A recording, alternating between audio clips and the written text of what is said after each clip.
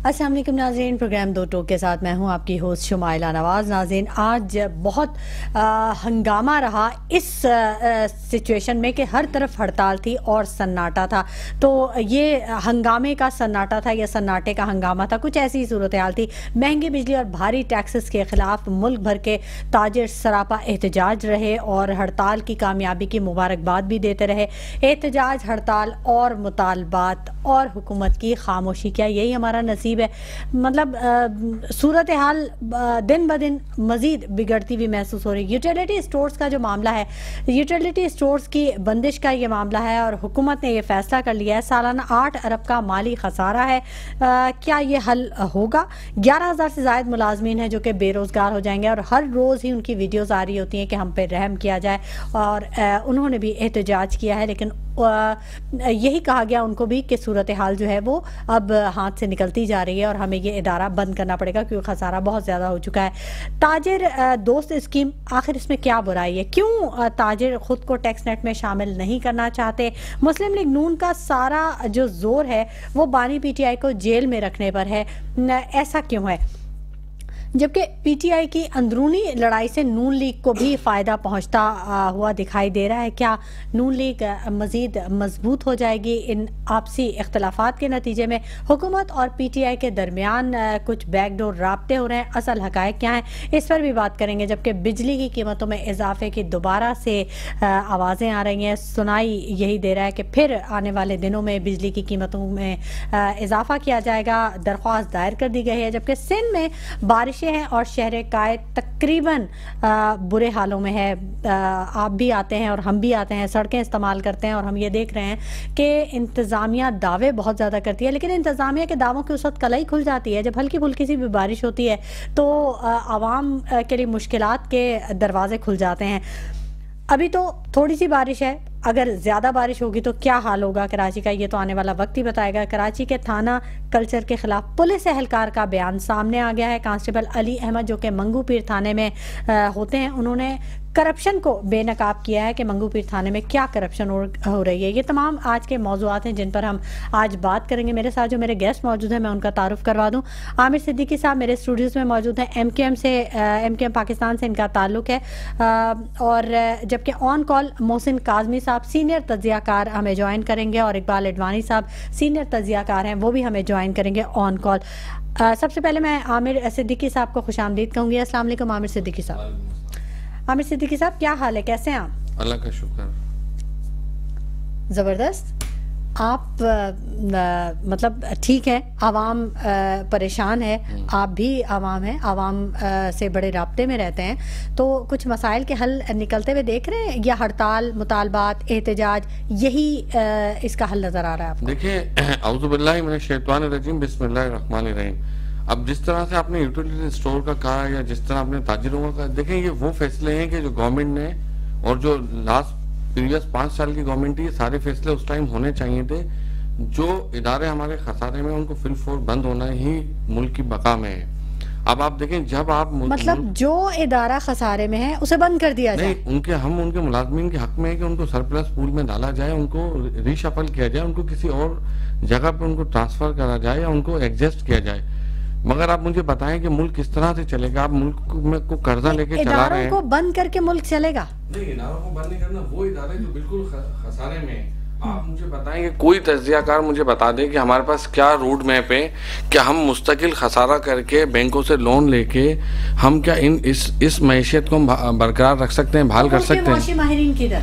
तो मुल्क के माहिरीन जो है वो उनसे भी आप राय ले लें। आप देखें ना, यूटिलिटी स्टोर को हम कहते हैं कि आवाम को जो सब्सिडी मिल रही है वो मिलेगी, इसके और भी बहुत सारे रास्ते हैं। आपसे बात करने का मकसद ये भी है क्योंकि आप हुकूमत में भी हैं, ठीक है? तो आपके जो हुकूमत की इतनी बड़ी बड़ी काबीनाएं हैं, इतने बड़े ज्यादा मुशीर हैं, जो लाव लश्कर है इतना बड़ा, जिनको आप सैलरी देते हैं, मराद देते हैं, उनको प्रोटोकॉल देते हैं, तो अगर वो इस मसले का हल ये निकालते हैं कि जो इदारा खसारे में उसे बंद कर दें, तो फिर उनका क्या फायदा? नहीं, देखें, ये जो कैबिनेट है इसके अंदर ना ज्यादा वजीर है ना मुशीर है। इसमें जो आइन के अंदर तरमीम है उससे अभी तक बाहर नहीं गए और ना कोई महारत ले रहा है, ना कोई किसी ने नई गाड़ियां ली। प्राइम मिनिस्टर ने गाड़ियों पे बैंड लगाया हुआ है। तो जितने भी कमेटियों के चेयरमैन आए जितने भी वजीर हैं सब पुरानी गाड़ियों पे चल रहे हैं और कोई हमारा फजूल खर्चा। अब देखे ना, ठीक है, इस मसले का हल क्या? इस मसले का हल ये कि इन लोगों को किसी और जगह पे एडजस्ट किया जाए। अब देखिए, आप मुझे बताएं कि इन यूटिलिटी स्टोर क्या बिजली के बिल भर रहे हैं, बिल्डिंग्स के किराए दे रहे हैं, तो क्या हमारे पास जब एक टेक्नोलॉजी आ चुकी है जिसमें बेनजीर इनकम सपोर्ट प्रोग्राम में वो सारे लोग रजिस्टर्ड हो चुके हैं जिनको आप सब्सिडी दे रहे हैं, क्योंकि बेनजीर इनकम सपोर्ट प्रोग्राम के तहत ही 20% सब्सिडी मिल रही है जो लोग रजिस्टर्ड हैं जिनकी 40,000 से कम तनख्वाह है, तो उनके लिए तो कहीं से भी वो बेनिफिट्स वो ले सकते हैं कि आप किसी माल को किसी को भी एंगेज करके उनको दे सकते हैं। अब ये जो मुलाजमीन है, जहाँ पे मुलाजमीन की जरूरत है, इनको वहाँ पे एडजस्ट किया जाए। हम उनकी मुलाजमत के खिलाफ नहीं है, मगर आप देखें ना, ये सख्त फैसले अगर नहीं करेंगे तो आप मुल्क को कहाँ लेके जाएंगे? कोई तो टाइम आएगा ना कि जहाँ आपने सख्त फैसले करने हैं कि मुल्क बचाना है, या अभी आपको आप सोचें मुल्क बचाने की बात होगी तो मुल्क की आवाम के लिए आप देखें, आप income support, Benazir income support programme की बात जो आप कर रहे हैं, तो उसमें तो आप बगैर काम के एक रकम होती है जो कि किसी को दी जाती है मुस्तहिक के तौर पे। तो एक शख्स जो कि काम कर रहा है, रोजगार उसका लगा हुआ है, वो तो मुस्तहिकीन में नहीं आएगा। मतलब बेरोजगार, उसको पहले आप बेरोजगार करें, उसके बाद बेनजीर इनकम सपोर्ट में उसे रजिस्टर करें, फिर उसे पैसे दें। नहीं, आप समझ नहीं पा रही। अच्छा, जो सब्सिडी थी यूटिलिटी स्टोर पे, अच्छा, वो बेनजीर इनकम सपोर्ट प्रोग्राम के तहत चल रही थी। अच्छा, उसमें जो लोग रजिस्टर्ड हैं, जो आवाम, अच्छा, वो उनको 20% सब्सिडी पे राशन मिल रहा है। अच्छा, तो ये प्रोग्राम तो किसी भी आप जेबी करके चला सकते हैं ना। वहाँ पे आपको बिल्डिंग का बिल भरना पड़ेगा, ना वहाँ पे आपको कोई ज्यादा इजाफी चार्जेस होंगे।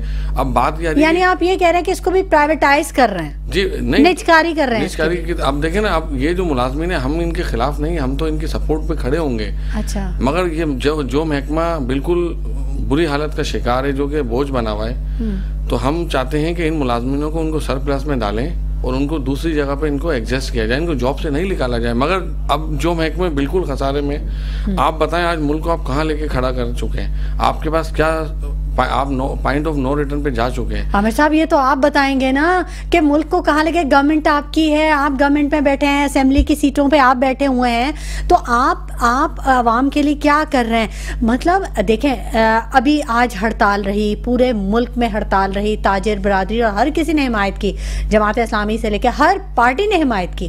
क्यों? क्योंकि हर पार्टी में जो लोग हैं, ऑब्वियसली वो आवाम है और वो मुश्किलात का शिकार है। तो एक तरफ तो ये मामलात हैं, इस पे हुकूमत ये कहती है कि आप चाहे कितने ही हड़तालें कर लें, कुछ भी, लेकिन आपको टैक्स तो देना पड़ेगा। तो मतलब ये एडवांस टैक्स नहीं। आप मुझे ये बताएं कि ताजिर जो है कभी आवाम की नहीं निकले कि कोई चीज का रेट कम हो जाए? लेकिन आवाम तो ताजिर है ना। नहीं, आवाम ताजिर। अच्छा, ये जितना भी गवर्नमेंट ने टैक्स लगाया हुआ है, ये सारा टैक्स तो आवाम देती है। ताजिर कहाँ टैक्स दे रहे हैं? ये जितना भी टैक्स है, चाहे आप माचिस की एक डब्बी भी ले लें, चाय की पैकेट लें, कोई भी आप एवरीथिंग, कोई भी चीज ले लें, तो ताजिर भी तो ये चीजें इस्तेमाल कर रहा है। मतलब वो नहीं, ताजिर देखें आप बात सुने, पॉइंट ऑफ सेल पे भी ताजिर रजिस्टर्ड होने के लिए तैयार नहीं है। अच्छा, ताजिर जो है टैक्स कहाँ पे दे रहे हैं? ये जितने भी जो सामान बेचा जा रहा है, जितने जीएसटी है, वो सब आवाम भर रही है। मुझे बताएं कि ताजिरों के टैक्स कहाँ पे दिए जा रहे हैं? सारे इनडायरेक्ट टैक्स हैं जो कि आवाम भर रही है। वो आवाम जो टैक्स दे रही है, उसको उन टैक्स के बदले में कुछ भी नहीं मिल रहा, ना उनको अच्छी तालीम मिल रही है, ना अच्छी सेहत मिल रही है। ताजिर बैठे हैं आके साथ मुझे बताएं कि ताजिर कहाँ पे टैक्स दे रहे हैं, कि ताजिर अपने प्रॉफिट से टैक्स देते हैं? अच्छा, ताजिरों का जो बिजली का बिल होता है वो कमर्शियल उस पे होता है, तो वो तो काफी ज्यादा टैक्स भरते हैं, उनके तो यूनिट भी काफी महंगे होते हैं, और भी चीजें उनको कमर्शियली जो भी चीज है वो उनको महंगी ही मिलती है हुकूमत की तरफ से। मोहसिन काज़मी साहब सीनियर तज्जियाकार हैं, उन्होंने भी हमें ज्वाइन कर लिया, उनसे भी बात कर लेते हैं। अस्सलाम वालेकुम मोहसिन काज़मी साहब। वालेकुम अस्सलाम, बहुत शुक्रिया आपका। मोहसिन काज़मी साहब, महंगी बिजली और भारी टैक्सेस के खिलाफ मुल्क भर के ताजिर सरापा एहतजाज थे। आज पूरा दिन मुल्क में कारोबारी ज़िंदगी जो था वो बंद रहा, सन्नाटा रहा हर तरफ। आप समझते हैं कि यही मसले का हल है, एहतजाज, मुतालबात और हड़ताल? मतलब हमारे नसीब में अब क्या रह गया, यही रह गया क्या? जी, पाकिस्तान के अंदर, होल पाकिस्तान के अंदर बड़ी 100% कामयाब, ऐसी 100% हड़तालें पहले नहीं हुई। अच्छा। नंबर 1, और इसका क्रेडिट में सिर्फ ताजिर हजरात को दूंगा। ये उनका मुनज़्ज़म किया हुआ प्रोग्राम था और उन्होंने बड़े खुश असलूबी से इसको अंजाम दिया। अब रहा ये 2 जमातें जो उसके अंदर अपने आप को शामिल करने की जबरदस्ती के लिए हमने हिमायत की। हिमायत तो करना और चीज होती है, लेकिन आपकी उसमें सपोर्ट नहीं है। ये टोटली सपोर्ट अवाम की थी, ताजिरों को थी, इसलिए कि ताजिर नॉन पॉलिटिकल होता है। अब हमारे सामने अभी आमिर सिद्दीकी साहब जो तबसरा कर रहे थे, मैं सुन रहा था, तो शायद मेरे ख्याल से माशाल्लाह ये खरबपति आदमी है, किसी गरीब तंजीम में क्यों आगे, मुझे तो बड़ी हैरत हो रही है। इनकी तो बड़ी दरमियाने तबके की जमात हुआ करती थी या अभी भी है, और ये बैठ ताजरों को करेज कर रहे हैं। ये मौका करने का ना, ये मौका है हुकूमत की पूरा करने का है। आपका नाम फहरिस्त में जाएगा, कल तारीख के अंदर लिखा जाएगा कि इसको हुकूमत के जाने के बाद जब इनकी बुराइयां सामने आएंगी, इनकी खामियां सामने आएंगी, इनकी तबाहियां सामने आएंगी, तो उसमें आपका नाम शामिल होगा। आप ये समझ लीजिए, आप उस वक्त नहीं फरार इख्तियार कर सकते। तो हमें बैठ के अवाम को सपोर्ट करें। आप यहाँ पे बैठ के टैक्स की बात करें, मैं आपको बताऊंगा टैक्स जो है शब्द एक माचिस की आप डिबिया खरीदते हैं, उससे भी आपका टैक्स दिया हुआ होता है। अवाम दे रही है, अवाम दे रही है ना, तो बात रही अवाम। आप ताजिर की क्या बात करें?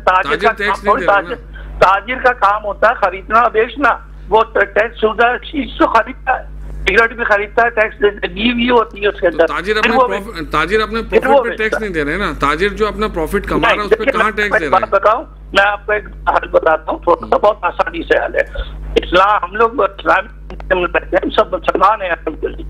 देखिए शरीयत इस्लामी या इस्लामी जो तरीकाकार है वो ये कि आप उससे टैक्स में आमदनी पे, बिल्कुल सही है, आमदनी हो रही तो टैक्स दें। आप खरीद टैक्स नहीं होता।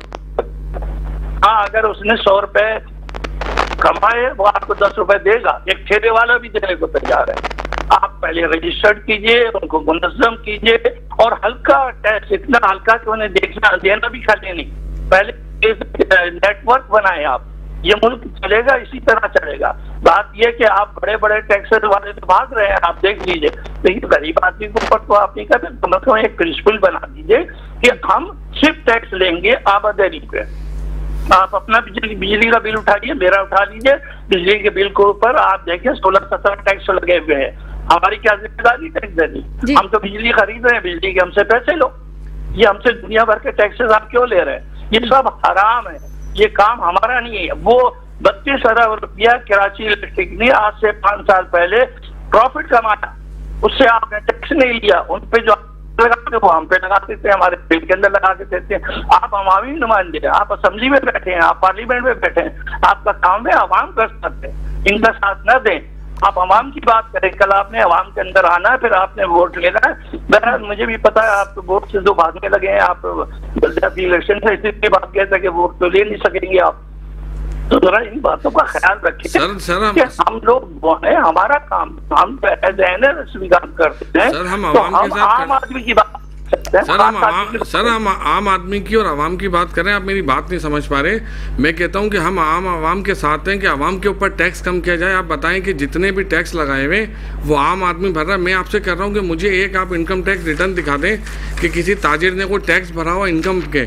इनकम टैक्स का मतलब होता है कि मुझे बताएं कि कौन से ताजिर टैक्स भर रहे हैं। ये सारे टैक्स मेरी आवाम भर रही है और मेरी आवाम को कुछ नहीं मिल रहा। हम आवाम के साथ हैं, हम टैक्स कम करवाना चाहते हैं आवाम का।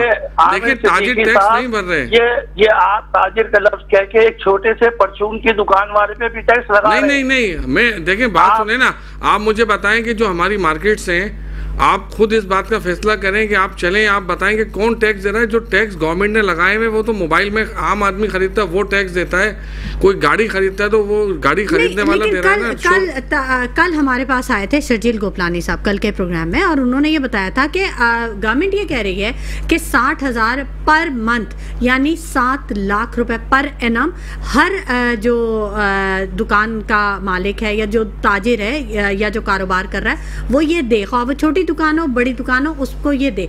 और फिर साल के आखिर में अगर हम कुछ रिटर्न्स हुए तो फिर हम उसको रिटर्न कर देंगे। मतलब आप ये देखें कि छोटी दुकान बड़ी दुकान कोई क्राइटेरिया तो क्राइटेरिया बिल्कुल है। मुझे बताएं नहीं, इस तरह नहीं है।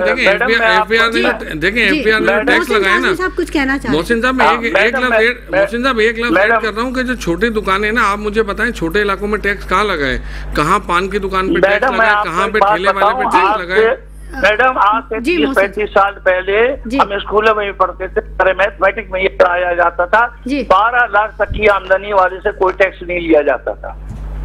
अच्छा, आप समझे? और अभी आप कह रहे हैं कि 7 लाख वाले से भी हम टैक्स लेंगे, जबकि आपने महंगाई जो है 11% से लेके आज 38 से 40% आपने महंगाई पहुंचा दी। मेरा तो सवाल उन लोगों से जो पार्लियामेंट में बैठे हैं, जो पार्लियामेंट में बोलते हैं मुझे पसंद है, चाहे वो बुखारी बोले या अच्छे बोले, आप वहाँ बैठ के आवाम के लिए बैठे हैं या आप मुझे बताइए आप मुस्लिम लीग के लिए बैठे हैं या आवाम के लिए बैठे हैं? हम तो आवाम के लिए बैठे हैं। हम टैक्स आप आवाम के लिए बैठे हैं तो आवाम की बात करें, आप कराची की बात करें, 4 अरब रुपए का नुकसान हुआ आज कराची में। सर बिल्कुल हुआ है, मगर मुझे एक बात बताएं, जब बिजनेसमैन तबका टैक्स नहीं देगा तो मुल्क कैसे चलाएंगे? आज आपको पता है कि डेली बेसिस के ऊपर बैंकों से पैसे लेके मुल्क को चलाया जा रहा है। एहसास नहीं हुआ कि आज 50 अरब का नुकसान हो गया पूरे मुल्क को। अच्छा, आपने अपने जमाने में शटर डाउन हड़तालें करके मुसलसल लाइन लगा के कराची का मैशत को तबाह किया। अच्छा काज़मी साहब मैं आप बड़े हैं, मैं तो बहुत जूनियर हूँ, मैं आपसे एक सवाल करता हूँ, मुझे एक फार्मूला बता दिएगा। आज मैं सवाल करता हूँ, मैं यंगस्टर हूँ और हम पार्लियामेंट में आए, मुझे ये बताएं कि ये कौन सा फार्मूला है कि मेरा मुल्क गरीब हो गया है और मेरे ताजिर जो है जिनके पास छोटी दुकानें थी आज उनकी 20-20 फैक्ट्रियां हैं। ये कौन सा फार्मूला था जो मुल्क को गरीब कर दिया है और ताजिर जो है बिजनेसमैनों ने अपनी 20-20 फैक्ट्रियां बना ली हैं? तो ये फार्मूला भी मुझे थोड़ा सा बताइएगा कि ये कौन सा फार्मूला था कि आज 50 सालों में मुल्क को आपने बिल्कुल खड्डे लाइन लगा दिया है, खड्डे में गिरा दिया है और सबसे पहले इस मुल्क ने हमें बनाया है। तो आप मुझे बताएं ये कौन सा फार्मूला है कि एक बंदे की 20-20 फैक्ट्रियाँ बन गई हैं और मुल्क जो है बिल्कुल जो है नीचे लेवल पे चले गया? तो इस मुल्क को कैसे आप ऊपर लेके आएंगे? ये फार्मूला भी आप थोड़ा बता दें।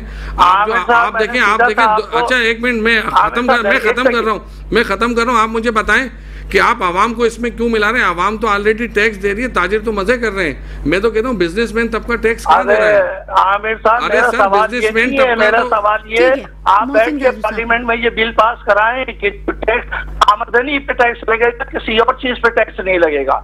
आप अगर हम मुझसे बिजली के बिल पे टैक्स लेते हैं तो वो टैक्स लेने के बजाय आप सर्विस चार्जेस ले लें हमसे, समझ में आता है, बटर पे सर्विस चार्जेस ले लें, लेकिन टैक्स नहीं समझ में आता। टैक्स होता है इनकम टैक्स। आप ऐलान कीजिए कि आप इनकम टैक्स लेंगे, आप सबको रजिस्टर्ड करें। मैं कह रहा हूँ सब्जी बेचने वाले कभी आप रिकॉर्ड रजिस्टर्ड करें और उससे पूछे कि भाई तुम्हारी रोजाना की आमदनी कितनी है। अगर वो कहता मैं 500 कमाता हूँ, आप कहिए देगा, तैयार है देने। मोहसिन काज़मी साहब, यहाँ तो टैक्सेस की भरमार है ना, टैक्सेस की भरमार है। हम जिस मकान में रहते हैं उसका टैक्स भरते हैं, हमारे पास जो पानी आता है उसका टैक्स भरते हैं, जो बिजली आती है उसका टैक्स भरते हैं, मतलब जो चीज़ खरीदते हैं उनमें टैक्सेस है। तो मतलब टैक्स सिर्फ इनकम पे तो है ही नहीं ना, इनकम पे तो वो टैक्स है जो कि अगर सैलरी आ रही है तो वो कट के आती है। जी मोहसिन काज़मी साहब जी, वो सैलरी से तो टैक्स लेना ही नहीं चाहिए, ईमानदारी की बात की है। वो सैलरी ले रहा, तनख्वाह पे टैक्स कहाँ से ले रहे हैं आप? वो कौन सी इनकम कमा रहा है? आप बिजनेसमैन से ले, मैंने आपको बता दिया कि छोटा से छोटा बिजनेसमैन हो, आपके रजिस्टर्ड होना चाहिए, रिकॉर्ड होना चाहिए। आप जाकर दुनिया में घूमे, दुबई में चले जाएं, सऊदी अरब में चले जाएं, मिडिल ईस्ट के किसी शहर में चले जाएं, यूरोप में चले जाएं, सबके पास रिकॉर्ड मौजूद है कि एक बार्बर शॉप भी है तो उसके पास रिकॉर्ड है कि कितने बाई कितने की शॉप है, ये क्या कमाता है, उससे हमें कितना लेना। आपका भाई मैं तो ये कह रहा हूँ, आप अवामी नुमाइंदे बन करते हैं, आप सबको यही शौक है मेरे पीछे करने गाड़ियाँ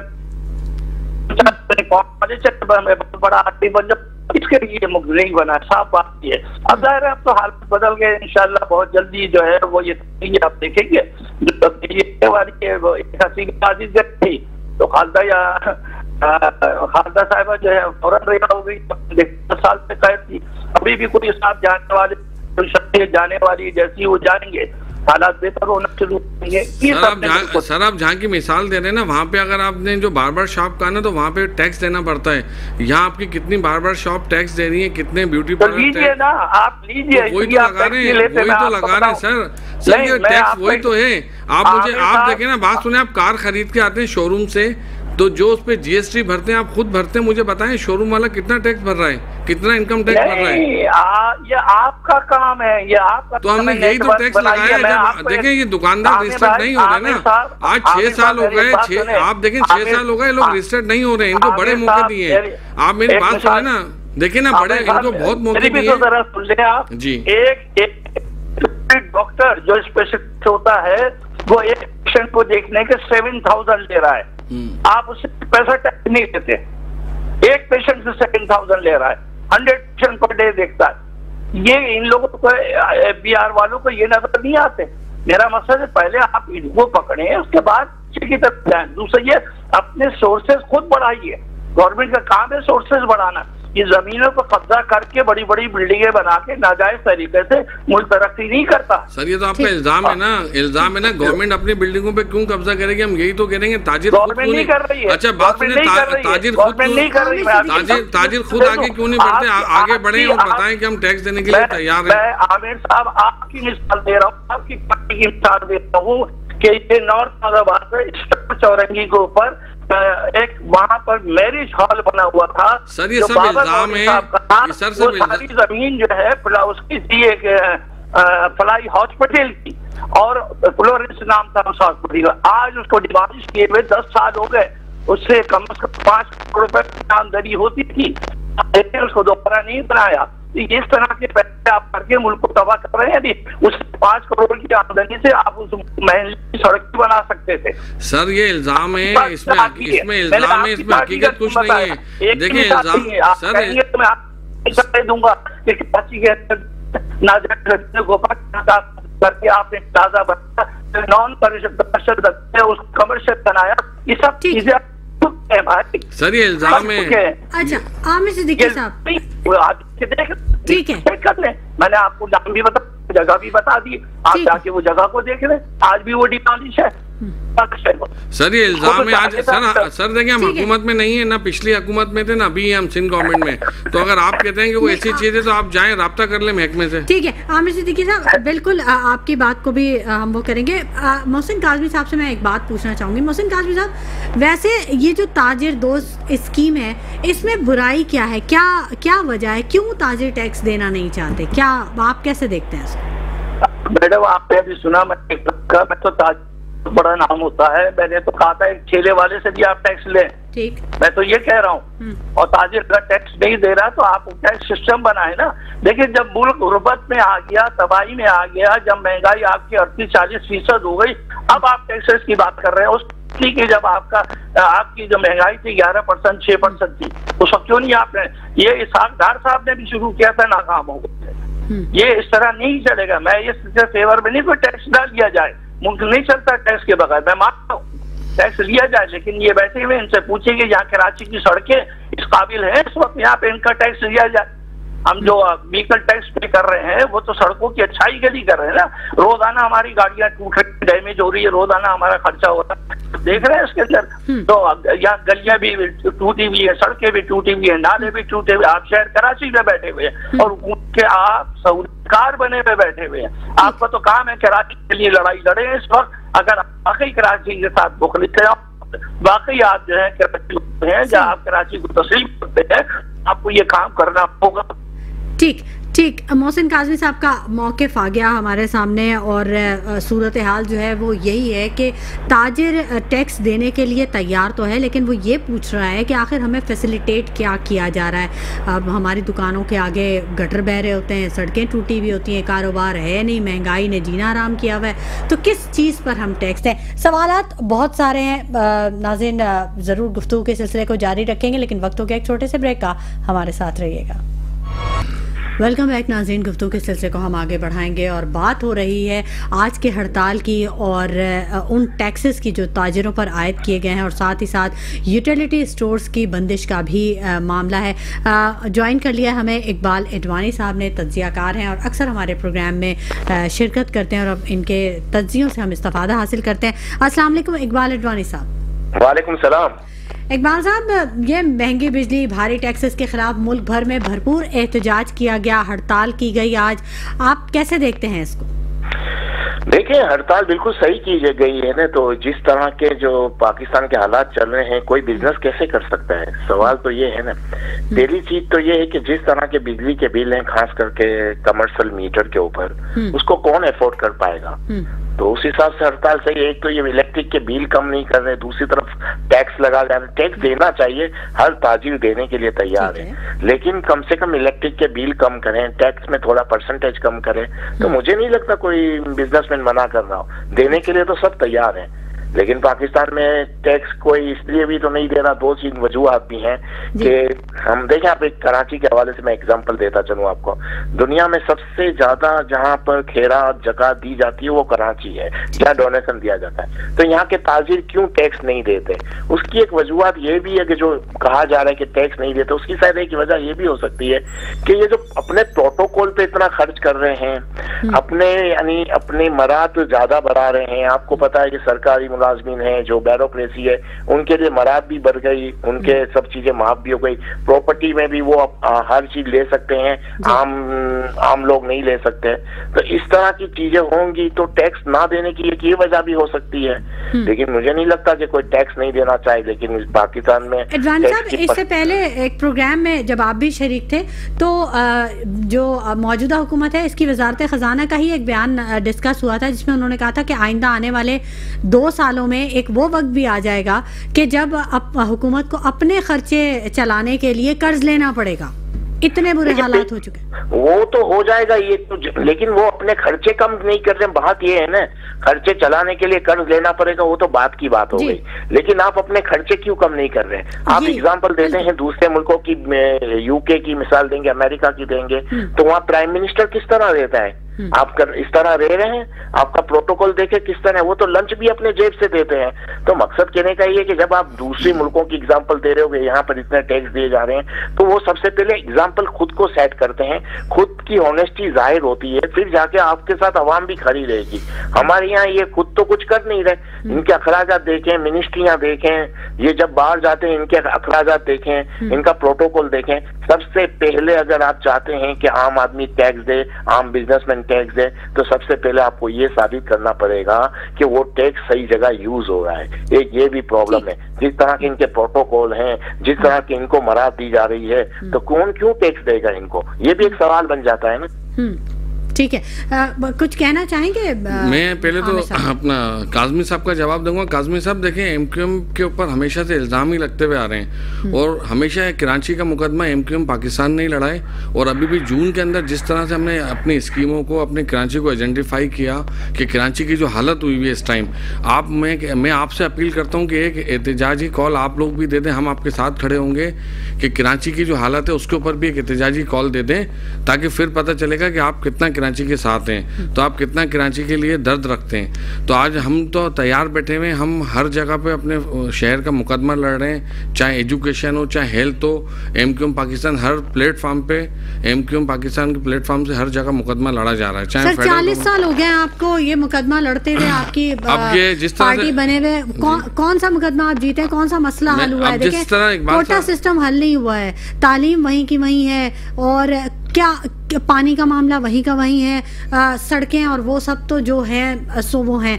तो मतलब कोई मुकदमा ऐसा जो आपने जीता हो, कोई बात ऐसी जो आपने पूरी करवाई हो? अब जिस तरह से इकबाल साहब ने एक बात कहा ना, मैं जवाब देना जरूरी समझूंगा। सर ने कहा कि जी प्रोटोकॉल लेते हैं। इकबाल साहब, मैं आपको दावे से कहता हूँ, आप आ जाएं। मैं फर्स्ट टाइम सिंध असम्बली में आया हूँ। हमारी तनख्वाह से जो टैक्स बढ़ा है, तो उल्टी हमारी तनख्वाह 156 थी, 10,000 टैक्स बढ़ा है, तो उल्टी तनख्वाह कम हो गई है। सिंगल पेनी भी तनख्वाहों में इजाफा नहीं किया गया असम्बली की, चाहे फेडरल गवर्नमेंट हो, चाहे सूबाई गवर्नमेंट हो। और मैं आपको चैलेंज देता हूँ, आप आएँ हमारे साथ असम्बली में बैठें। ना कोई प्रोटोकॉल है, ना किसी के पास कोई पुलिस मिली हुई है, ना कोई गाड़ी मिली है, कुछ भी नहीं है। ये सब झूठ है, और ये मफरूज़ों पर बुनियाद बनाया हुआ होता है कि जी प्रोटोकॉल ले रहे हैं। क्या प्राइम मिनिस्टर हाउस में क्या खर्चे, आपको एक चीज़ दिखा सकते हैं? चलें अगला प्रोग्राम रखते हैं, कहीं से भी दिखा दें। कोई मिनिस्ट्रियाँ फजूल खर्चे कर रही हों, कोई सूबे के अंदर वजारतें ज़्यादा खर्चे कर रही हों, कोई प्रोटोकॉल नहीं है, कुछ भी नहीं है। तो ये हम खाना तक जेब से खा रहे हैं। खर्चे आते हैं, ये किस चीज़ के होते हैं? देखिए, ये बजट बुक में लिखा हुआ होता है। मैं कहता हूँ एक्सपेंडिचर दिखाएं मुझे लाके, कि किसी भी सूबे ने या फेडरल गवर्नमेंट ने किया हो, तो हम भी जाके असेंबली में शोर डालेंगे कि भाई 30 अरब रुपए खर्च किए हैं। ये सिर्फ ये सुनी सुनाई बेबुनियादी बातें हैं। जो मैं कहता हूँ, कोई मुझे एक्सपेंडिचर बुक से लाके दिखा देगी जी ये वजीर आजम हाउस का खर्चा हो रहा है डेली, ये CM हाउस का खर्चा हो रहा है, या ये वजारतें खर्चा कर रही हैं, MNA MPS के पास कोई। अच्छा, ये जो दावतें होती हैं या जो इशाइये दिए जाते हैं, ये सब अपनी जेब से दिए जाते हैं? बिल्कुल, ये सब ये सब बेबुनियाद बातें। प्राइम मिनिस्टर हाउस की देखें, एक डिग्निटी होती है, तो वहाँ पे डेलीगेशंस आते हैं, बैरून मुल्क के लोग आते हैं। बाकी इतना गरीब मुल्क है, आवाम मर रही है गुर्बत के मारे, ना साफ पानी है पीने को, ना रोटी है खाने को, और हम जो आने वाला है उससे तो हम इमदाद ही मांग रहे होते हैं। उसको हम इशाइया देके क्या करेंगे? आज हम क्यों ये आज ताजिर एहतजाज पे आए कि ये एक अरसे से सिलसिला चला आ रहा है कि इसी तरह से रियायत मिलती रही और हर बंदा अपने जो है ना बिजनेस को बढ़ाता है गया और मुल्क को पीछे इसका कोई जवाब नहीं दे रहा है। आज मुझे पता है मेरा मुल्क इतना पीछे क्यों आया है। क्या ये सारे ताजिर 50-50 साल से जो बिजनेस कर रहे हैं, क्या इनके बिजनेस भी कम हो गए या इन लोगों के बिजनेस तो आगे जा चुके हैं मगर मुल्क पीछे आ चुका है? तो इसका कोई जवाब दे सकता है कि मुल्क क्या खाली सियासतदान जिम्मेदार है? क्या खाली सियासतदान जिम्मेदार है? सर, सियासतदानों के ऊपर भी इल्ज़ाम लगाएं उन लोगों पे जो लोग करप्ट हैं, जो ईमानदार हैं। MQM के अंदर आपको कोई ऐसा नहीं मिलेगा जिसके ऊपर कोई नैब के केसेस हो या किसी ने कोई जायदादें बनाई हुई। हम मिडिल क्लास के लोग हैं और हम अपना मुकदमा पूरे सूबे का लड़ रहे हैं कि हमें हेल्थ की फैसिलिटीज़ हमारी बेहतर हो, एजुकेशन हमारी बेहतर हो। आप उठा लें, अभी असेंबली की तकरारी उठा लें, मुस्तफ़ा कमाल भाई ने K4 पे किस कदर फाइट कर रहे हैं, खालिद भाई ने यूनिवर्सिटियों की बुनियाद रखी। हैदराबाद के अंदर कोसार के अंदर यूनिवर्सिटी हमारी ऑन हो चुकी है फेडरल गवर्नमेंट की। हम अपना भरपूर मुकदमा लड़ रहे हैं। अब बात यह कि देखें, अगर आप लोग टैक्स नहीं देंगे, टैक्स नेट में नहीं आते, तो मुल्क का तो फिर अल्लाह ही हाफिज होगा ना। अब एडवानी साहब, आप कुछ कहना चाहेंगे? हाँ, मैं ये कहूंगा, 2-3 बातें मैं इनका जवाब देता चलूं। देखिए, टैक्स ही भैया कर रहे हैं कि ताजिर सब कर रहे हैं। ताजिर काम करने के लिए अभी तैयार कहाँ है? पाकिस्तान से तो बिजनेसमैन जा रहे हैं।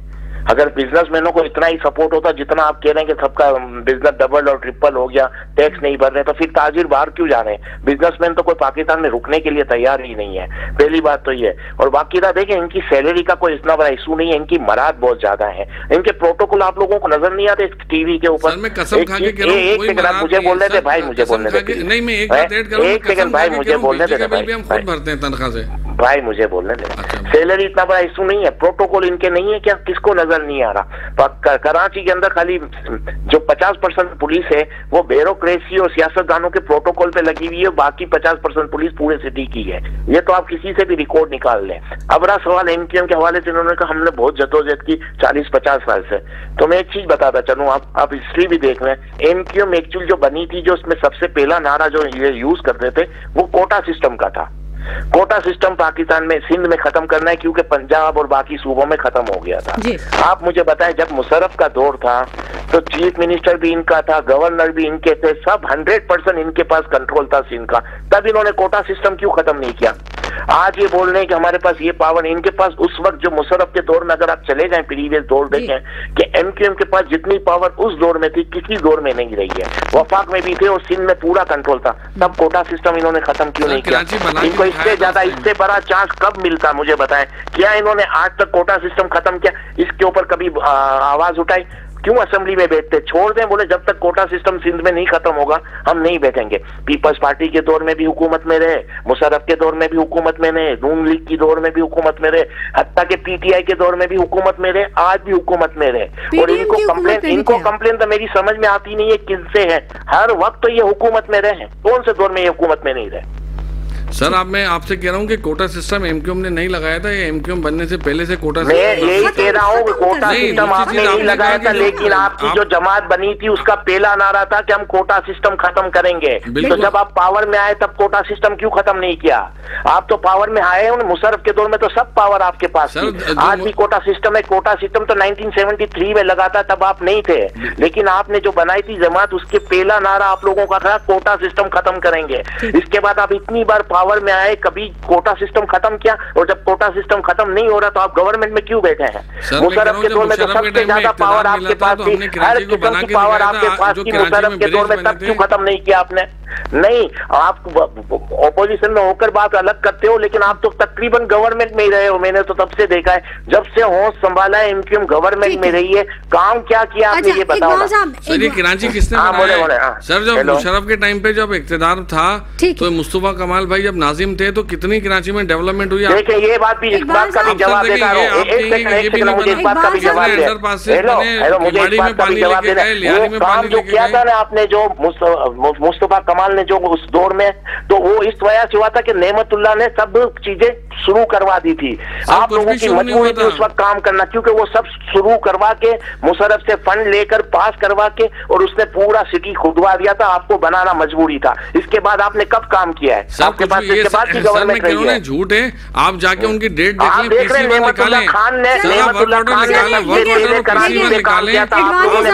आप देखें बात कहां से कहां लेके, आप बात हो रही है टैक्स की ना। आमिर साहब और एडवानी साहब, ठीक है, टैक्स देना है। हम थोड़ा सा मौजू से हट रहे हैं क्योंकि कुछ चीजें जो हैं वो तारीख का हिस्सा है, कुछ चीजें ऑन रिकॉर्ड हैं, हर चीज मौजूद है, सबको सब कुछ पता है क्या गलत है क्या सही है। थोड़ा सा मौजू पे आ जाते हैं। एडवानी साहब, आपकी मौजूदगी का फायदा उठाते हुए मैं जरा ये भी पूछ लूं, ये यूटिलिटी स्टोर्स की बंदिश का मामला, 11,000 मुलाजमीन बेरोजगार होने जा रहे हैं, बहुत रो रहे हैं, बहुत तड़प रहे हैं, एहतजाज भी कर रहे हैं। इस मामले को आप कैसे देखते हैं, जबकि यूटिलिटी स्टोर्स 8 अरब का माली खसारा है इसमें, जबकि हुकूमत ये कह रही है कि जो भी खसारा इतना ज्यादा हो रहा है तो उसको बंद कर देना ज्यादा बेहतर है। आप समझते हैं कि ये सही? मैं यही तो कह रहा हूँ, हुकूमत हर चीज सॉर्ट कर, हुकूमत जब तक अपने खराजात कम नहीं करेगी पाकिस्तान के प्रॉब्लम खत्म नहीं होंगे। देखिए आप जब तक, अच्छा एक चीज मैं बताऊं, जो इदारे नुकसान में चल रहे हैं उनको क्यों चलाया जा रहा है, क्यों चलाया जा रहा है? अगर वो इदारे नुकसान में चलेंगे तो उसका खसारा कहां से पूरा करेंगे? वो इसी तरह से लोगों को बेरोजगार करते रहेंगे, इन चीजों पे अटैक करेंगे। जहां पर जो सही मायनों में जिसको प्राइवेट करना चाहिए उसको प्राइवेट क्यों नहीं किया जा रहा? उसके अखराजात कौन सा इदारा है आपके ख्याल में जिसे प्राइवेट करना चाहिए? देखिए पीआई क्यों नहीं प्राइवेट हो रही अभी तक? स्टील मिल क्यों अभी तक प्राइवेट नहीं हुई? कितना रेलवे क्यों प्राइवेट नहीं हुई? जो इदारे नुकसान में सालों साल से चल रहे हैं उनको जब तक आप प्राइवेट नहीं करोगे तो उसका लॉस आप कहां से पूरा करोगे? आप इसी तरह से दूसरे लोगों के ऊपर टैक्स बढ़ाते रहोगे, महंगाई बढ़ाते रहोगे, उससे वो कवर करते रहेंगे आप। ताजिरों पे कभी मुझे बताएं, पूरी दुनिया में पाकिस्तान बिजनेसमैनों को और इन्वेस्टरों को ढूंढने जा रहा है, अपने मुल्क के ताजिरों की तो प्रॉब्लम सॉल्व नहीं करता। आपका ताजिर तो बिल्कुल खत्म होता जा रहा है। Protocol, sorry, law and order आपके पास नहीं है। अभी तक आपने लॉ एंड ऑर्डर अच्छा किया? बिजनेसमैनों से शिकायत किस बात की है? जिस मुल्क में लॉ एंड ऑर्डर अच्छा नहीं होगा वहां बिजनेसमैन कहां से काम करेगा? लॉ एंड ऑर्डर आपके पास नहीं है, महंगाई दिन ब दिन बढ़ रही है, टैक्स आप लगाते जा रहे हो, टैक्स कम होते नहीं है, बिजली के बिल आप बढ़ाते जा रहे हो। बिजली के बिल क्यों कम नहीं किया जाते?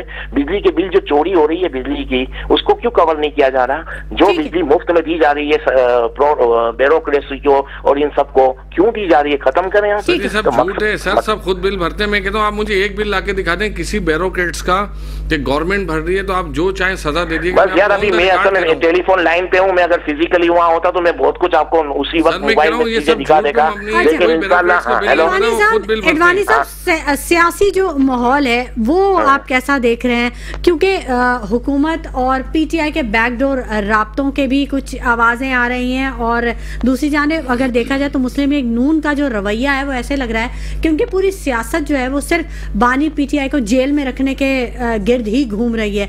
और तीसरी एक और अहम बात कि कुछ खबरें ऐसी आ रही हैं कि शायद मियां नवाज शरीफ जो हैं वो अब रख्ते सफर बांध रहे हैं, कुछ ऐसी इतलात आप तक पहुंच रही हैं? देखें, पहली बात आप कह रही हैं पीटीआई के हवाले से, देखिए पीटीआई और हुकूमत के कोई बैकडोर ताल्लुकात, यानी जो बैकडोर चैनल कोई ताल्लुकात या मुज़ाकरात नहीं हो रहे। अच्छा। नहीं होंगे, ना हुकूमत के हाथ में है उनसे मुज़ाकरात करना। पहली चीज तो बानी पीटीआई तो कह रहे हैं मुझे इन सियासतदानों से बात ही नहीं करनी, एक चीज। और दूसरी चीज, मुज़ाकरात का राइट इनके पास है ही नहीं नून लीग के पास। नून लीग तो किसी और के कंधों पे आई है और उसी की तरह चलेगी। इनके पास एडवानी साहब मुज़ाकरात का ये राइट आपको पता है एस्टेब्लिशमेंट के पास है, ये एस्टेब्लिशमेंट की पार्टियां हैं सब, इनकी कुछ, इनका खुद का मैंडेट तो है नहीं, ये तो किसी और के कहने पे चल रहे हैं, इनके पास तो कुछ भी नहीं है। बाकी ना मुज़ाकरात ये हो रहे हैं ना कुछ नहीं। बल्कि मुझे तो लगता है बानी पीटीआई पे शक्तियां और बढ़ाई जा रही हैं और बढ़ती जा रही हैं और बढ़ेंगी। इतना जल्दी वो बाहर भी नहीं आएंगे और कोई मुज़ाकरात भी इनके साथ नहीं होंगे। आई थिंक आज की तारीख में मुझे जो लगता है बानी पीटीआई के तो बहुत ज्यादा नाइंसाफी हो रही है, लेकिन मुज़ाकरात वगैरह नहीं होंगे। बाकी सर सवाल आपका नवाज शरीफ के हवाले से। हाँ, तो नवाज शरीफ मुझे लगता है चले जाएंगे, क्योंकि जब भी आप देखें चीफ जस्टिस की कोई ट्रांसफर होती है या कोई आता है या कोई जाता है तो नवाज शरीफ या तो चले जाते हैं या तो आ जाते हैं। जैसे से वक्त आ रहा है नए चीफ जस्टिस का, तो उससे पहले मुझे लगता है नवाज शरीफ पाकिस्तान छोड़ के चले जाएंगे, यही होगा। बाकी आपका क्या सवाल है जी? और पीटीआई की जो अंदरूनी लड़ाई है ये कितनी कारगर होगी? नून लीग के लिए कोई रास्ता निकाल देगी या नून लीग के लिए मजबूती का बायस बन जाएगी क्या ये इख्तिलाफ? नहीं, नून लीग को तो इसी से फायदा है कि बानी पीटीआई के दरमियान इख्तिलाफात रहे, क्योंकि नून लीग को पता है कि वो गवर्नमेंट मेरिट पे तो है नहीं। अगर बानी पीटीआई आ जाते हैं और इलेक्शन हो जाते हैं तो नून लीग की तो छुट्टी हो जाती है। तो नून लीग की ख्वाहिश यही है कि इनके इख्तिलाफात रहें और बानी पीटीआई जेल में रहें। लेकिन ये नून लीग की ख्वाहिश है, लेकिन ये नून लीग के हाथ में नहीं है उनको बंद रखना। अच्छा, क्या कह रहे हैं? इलेक्शन की आप बात कर रहे हैं, अब वक्त क्योंकि थोड़ा कम रह गया है, मैं जानना चाहूंगी कि इलेक्शन होता देख रहे हैं, क्या कह रही है आपकी? नहीं, इलेक्शन अभी नहीं होंगे, हुकूमत कहीं जा भी नहीं रही, हुकूमत तो रहेगी क्योंकि हुकूमत को सपोर्ट बहुत अच्छा है, वो एक पेज पे ही चल रहे हैं, तो गवर्नमेंट तो नहीं जा रही। महंगाई भी ऐसे ही रहेगी, इदारे भी ऐसे ही बंद होते रहेंगे। क्या बंद रहते होंगे? महंगाई भी ऐसे ही रहेगी और इदारे महंगाई देखें, अगर महंगाई तो देखें, अब हुकूमत जा नहीं रही कहीं, लेकिन मुझे लगता है कि हुकूमत को कम से कम बिजली के बिलों में तो रिलीफ देना पड़ेगी, वरना हुकूमत के लिए तो प्रॉब्लम रहेगी। लेकिन फिलहाल हुकूमत कहीं नहीं जा रही और कोई ऐसे आसार नहीं है कि पीटीआई कुछ ऐसी तहरीक चला ले तो नून लीग हुकूमत नून लीग की जाएगी, क्योंकि पीटीआई के खुद के अंदर इख्तलाफ आते हैं और इनके जो बानी हैं जो वो बाहर आ नहीं सकते और आएंगे भी नहीं, उनके ऊपर तो मुझे लगता है मिलिट्री कोर्ट में केस भी चलेगा। अच्छा। तो आपके सामने आ गया पूरा नक्शा कि फिलहाल हुकूमत भी नहीं जा रही, बानी पीटीआई भी बाहर नहीं आ रहे। अब आप बताएं क्या कहना चाह रहे थे? आप काफी देर से कुछ कहना देखिए, मैं इकबाल साहब को कह रहा हूँ कि जो बार बार टैक्स की बात करते हैं ना, दूसरी तरफ चले जाते हैं। टैक्स तो इन लोगों ने देना नहीं है। अब हम इनको 10 सालों से यही कह रहे हैं कि टैक्स देंगे तो मुल्क आगे पटरी पे चढ़ेगा। ये जिस तरह देना चाहते हैं आ जाए, एमक्यूएम पाकिस्तान गवर्नमेंट के साथ इनको बिठालती है। आवाम जो टैक्स दे रही है वो काफी देखिए, आवाम के ऊपर तो हम चाहते हैं आवाम का टैक्स कम किया जाए। हमें आवाम के ऊपर बोझ कम करना है, बिजली के बिलों को कम करवाना है। सर, बिजली के बिल फिर बढ़ने वाले हैं। इंशाल्लाह ताला एमक्यूएम पाकिस्तान बिल्कुल लगी हुई है कि हम इसको बिजली के बिल देगी नहीं कम करवाएंगे। इंशाल्लाह हमारी पूरी कोशिशें कम करेंगे। मैं एक मिसाल देता हूँ, ये दोनों हज़रात को, मोहसिन काज़मी साहब, इकबाल साहब को, मैं आपको ये चीज बताता हूँ। जब खाना खाने जाते हैं ना होटल पे, तो वहाँ पे आम दुकान पे 50 की ड्रिंक है और वो 180 की ड्रिंक देता है कबाब जी। तो मुझे बताएं, कबाब जी पे आप टैक्स भर के आते हैं, कबाब जी कितना टैक्स भर रहा है? कभी उनका इनकम टैक्स रिटर्न चेक कर लिएगा, वो सिंगल पेनी भी इनकम टैक्स रिटर्न नहीं दे रहा।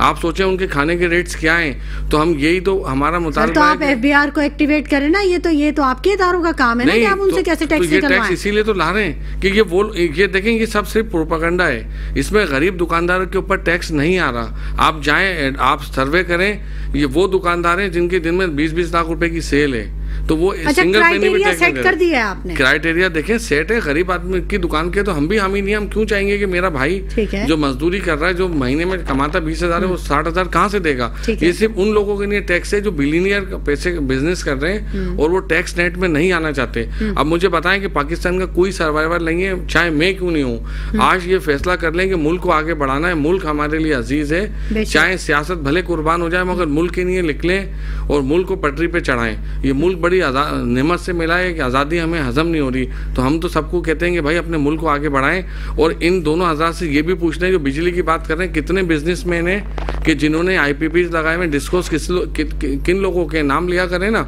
ये सारे बिजनेसमैन ही तो हैं जिन्होंने बिजली घर लगाए हुए हैं। ये आप उनके पास जाएं, उन बिजनेसमैनों को कहूँ कि रेट कम कर दें, वो बंद घरों की पेमेंट ले रहे हैं। उन लोगों ने किस तरह से मुआहदे किए हैं? आपके दोस्त हज़रात ही हैं जिन लोगों के ये डिस्कोस हैं। तो इन लोगों ने तो हमें इस नहज पे लाके खड़ा कर दिया है। एमक्यूएम पाकिस्तान भरपूर तरीके से के इलेक्ट्रिक पे काम कर रही है और हम इंशाल्लाह ताला अपनी आवाम को, कराची की आवाम को के इलेक्ट्रिक से रिलीफ दिला के। ठीक है, लेकिन ये सारे इकदाम हुकूमत ने ही तो किए ना। अगर इन बिजनेसमैनों से भी IPPs के मुआहदे किए तो। जी एडवानी साहब, आपसे लास्ट कमेंट लेना चाहूंगी मैं जल्दी से।